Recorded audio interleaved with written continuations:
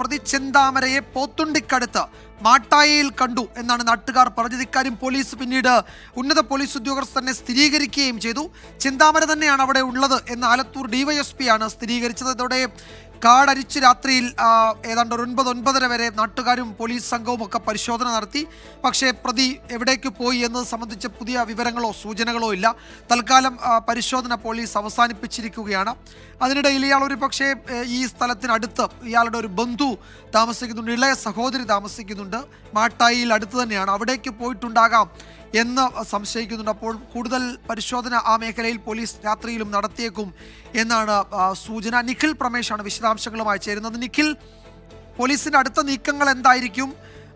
ഇത് ഈ സ്ഥലം, അതായത് ഈ മേഖല വിട്ട് പ്രതി പോയിട്ടില്ല എന്നത് രണ്ടു തരത്തിൽ ആശങ്കാജനകമാണ്. ഇയാളുടെ ഈ ഒരു അതിക്രൂര കൊലപാതകം ചെയ്യാൻ തയ്യാറായി നടക്കുന്ന, സന്നദ്ധനായി നടക്കുന്ന ഒരു കൊടും കുറ്റവാളിയാണ്.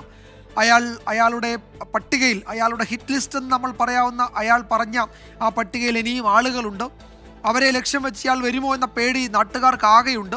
അത്തരമൊരു സാഹചര്യത്തിൽ ഇയാൾ പൊത്തുണ്ടിയിൽ തന്നെ തുടരുന്നു എന്നിപ്പോൾ വ്യക്തമാണ്. അതുണ്ടാക്കുന്ന സമ്മർദ്ദം, ആശങ്ക വളരെ വലുതാണ്.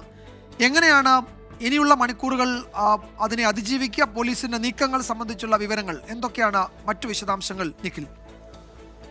വിജയകുമാർ സൂചിപ്പിച്ചതുപോലെ തന്നെ ഈ പ്രതി പോത്തുണ്ടിയിൽ തന്നെ തുടരുന്നു എന്നുള്ളത് വളരെയധികം ആശങ്കയേറ്റുന്ന കാര്യം തന്നെയാണ്. അതിന് പ്രധാനപ്പെട്ട കാരണം വിജയകുമാർ സൂചിപ്പിച്ച കാര്യം തന്നെയാണ്. ഈ പ്രതിയുടെ മോട്ടീവ് എന്തായിരുന്നു എന്നുള്ളതാണ്. ഇയാൾ ഇന്നലെ ഈ കൃത്യം നടത്തുന്നതിന് മുൻപ് പോലും സഹോദരനോട് ഈ പ്രതി പറഞ്ഞൊരു കാര്യമുണ്ട്: ഒരാളെ കൊന്നാലും 3 പേരെ കൊന്നാലും ഞാൻ കിടക്കേണ്ടത് ഒരേ സെല്ലിലാണ് എന്ന് ഈ പ്രതി പറയുന്നുണ്ട്. അത് ഈ നിയമ സംവിധാനങ്ങളോടുള്ള ഒരു വെല്ലുവിളിയാണ്. ഈ പ്രതിയുടെ ഒരു ആത്മവിശ്വാസവും അഹങ്കാരവുമാണ്. അത് വളരെ വ്യക്തമാണ്. അതുകൊണ്ട് തന്നെ അയാൾ കൃത്യമായി പദ്ധതി ഇട്ടിരുന്നു. ജയിലിൽ വെച്ചതിന് ഒരു പക്ഷേ ഇത്തരത്തിലുള്ളൊരു പദ്ധതി ഈ പ്രതി തയ്യാറാക്കിയിരിക്കണം. ആ പ്രതിക്ക് തീർത്താൽ തീരാത്തൊരു പക ഈ തൻ്റെ കുടുംബം ശിഥിലമാക്കിയെന്ന് പറയപ്പെടുന്ന ആളുകളോട് ഉണ്ടായിരുന്നു.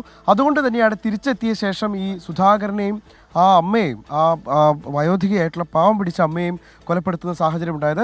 വലിയ ഒരു പക പ്രതിക്കുണ്ടായിരുന്ന മറ്റ് 2 പേർ അവിടുത്തെ പ്രദേശവാസികൾ തന്നെയായിട്ടുള്ള ആളുകളാണ്. ബിന്ദു എന്ന് പറയുന്ന സ്ത്രീയും പുഷ്പ എന്ന് പറയുന്ന സ്ത്രീ, അവർ 2 പേരും അയൽവാസികൾ തന്നെയാണ്. അതുകൊണ്ട് തന്നെ അവർക്കൊക്കെ വലിയ ആശങ്കയും ഭീതിയുമുള്ള രാത്രിയിലൂടെയാണ് നമ്മൾ കടന്നു പോകുന്നത്. പോലീസ് പക്ഷേ ഇപ്പോഴും ആ ശ്രമം, അതായത് അവർ വനത്തിനകത്തെ തിരച്ചിൽ അവസാനിപ്പിച്ചു എന്ന് പറയുമ്പോഴും പോലീസ് ഇന്ന് നടത്താൻ ഉദ്ദേശിച്ചിരുന്ന റൊട്ടീൻ പരിശോധനകളുണ്ട്. അത് ഇന്നലെയൊക്കെ തുടരുന്നത് തന്നെയാണ്. ഇന്നലെ രാത്രിയിലൊക്കെ തുടർന്ന ആ പരിശോധനകൾ ഇപ്പോഴും അവർ അവസാനിപ്പിച്ചിട്ടില്ല. ഈ നാട്ടിൽ നമുക്ക് എല്ലായിടത്തും ഇങ്ങനെ ആളുകൾ തമ്പടിച്ച് നിൽക്കുന്ന കാഴ്ചകൾ നമുക്ക് കാണാൻ കഴിയുന്നുണ്ട്. ഇവരൊക്കെ പറയുന്നത് ഈ പ്രതിയെക്കുറിച്ച് എന്തെങ്കിലും ഒരു സൂചന കിട്ടിയ ശേഷം മാത്രമേ തങ്ങൾ മടങ്ങൂ എന്ന് പറയുന്ന നാട്ടുകാരുണ്ട്. പോലീസിന് എത്രത്തോളം ഈ പ്രതിയെ പിടികൂടണമെന്നുള്ള താല്പര്യവും ആവേശവും ഉണ്ടോ അത്രത്തോളം തന്നെ ഈ നാട്ടുകാർക്കുമുണ്ട്. കാരണം ഇത്ര നിഷ്ഠൂരമായിട്ടുള്ളൊരു കൊലപാതകം നടത്തിയ പ്രതി എത്രയും വേഗം പിടികൂടണമെന്നുള്ളൊരു താല്പര്യമാണ് ഈ നാട്ടുകാർക്കുള്ളത്. ഇന്നിപ്പോൾ വൈകുന്നേരം മുതൽ തന്നെ അവരുടെ പ്രതീക്ഷകൾ, അതായത് ഈ നാട്ടിൽ തന്നെ പ്രതി ഉണ്ട് എന്നുള്ള പ്രതീക്ഷകൾക്ക് അല്പം കൂടി വെയിറ്റേജ് ലഭിക്കുകയാണ്. കാരണം ഈ കുട്ടികളിൽ ചിലർ ഇയാളെ കണ്ടതിനെ തുടർന്ന് പോലീസ് അത് ഔദ്യോഗികമായി സ്ഥിരീകരിക്കുന്നുണ്ട്. ഇയാളെ കണ്ടു എന്ന് പറയപ്പെടുന്നതിന് തൊട്ടു പിന്നാലെ ഈ കേസിൻ്റെ അന്വേഷണ ഉദ്യോഗസ്ഥനായിട്ടുള്ള ആലത്തൂർ DYSP ഞാൻ ബന്ധപ്പെട്ടിരുന്നു. അദ്ദേഹം പറഞ്ഞത് എൻ്റെ ടീമിലെ ഒരാൾ ഈ പ്രതിയെ കണ്ടു എന്ന് അദ്ദേഹം ഉറപ്പിക്കുന്നുണ്ട്. ഇതിൻ്റെ പശ്ചാത്തലത്തിൽ നമുക്കിപ്പോൾ ഈ പ്രദേശത്ത് ഇപ്പോൾ എവിടെ നോക്കുമ്പോഴും നമുക്ക് കാണാൻ കഴിയുന്നുണ്ട്, എല്ലായിടങ്ങളിലും ആളുകൾ തമ്പടിക്കുന്നു. അവരുടെ കൈകളിൽ വടികളുണ്ട്, അവരുടെ കയ്യിൽ ലൈറ്റുകളുണ്ട്. അവർ കൃത്യമായി അങ്ങോട്ടും ഇങ്ങോട്ടും വിവരങ്ങൾ പങ്കുവയ്ക്കുന്നു. എന്താണ് ഇവിടെ സംഭവിക്കുന്നത് എന്നുള്ളത് പരസ്പരം പങ്കുവയ്ക്കുന്നു. എവിടെ നിന്നെങ്കിലും ഒരു വിവരം, അതായത് ഒരു പുതിയ അപ്ഡേറ്റ് അവർക്ക് കിട്ടുന്ന മുറയ്ക്ക് അവിടേക്ക് തിരിക്കുകയാണ് ഇവിടുത്തെ പ്രദേശവാസികൾ. എന്തായാലും ഈ രാത്രി ഇവരെ സംബന്ധിച്ചിടത്തോളം വളരെ നിർണായകമാണ്.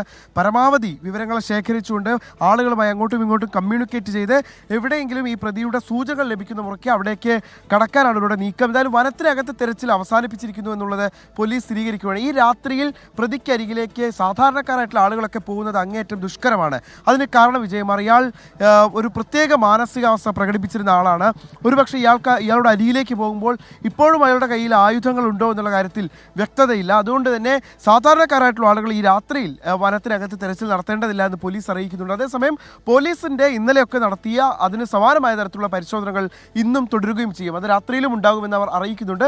പക്ഷെ വനത്തിനകത്ത് ഒരു മാസ് സെർച്ച് അല്പസമയം 7 മണി മുതൽ ഇവിടെ നടത്തിയ ആ മാസ് സെർച്ച് ഉണ്ടാകില്ല എന്ന് മാത്രമാണ് അവർ അറിയിക്കുന്നത്. എന്തായാലും ഒരു നാടിനെ എന്നതിനപ്പുറത്തേക്ക് കേരളം തന്നെ ഏറ്റവും കൂടുതൽ ഒരു പക്ഷേ ഈ ദിവസം ചർച്ച ചെയ്തിട്ടുണ്ടാവുക അതെ, അതെ. ആ നരാധമനെ കുറിച്ചായിരിക്കും. ഒരു കുടുംബത്തെ അനാഥമാക്കിയ വ്യക്തിയാണത്.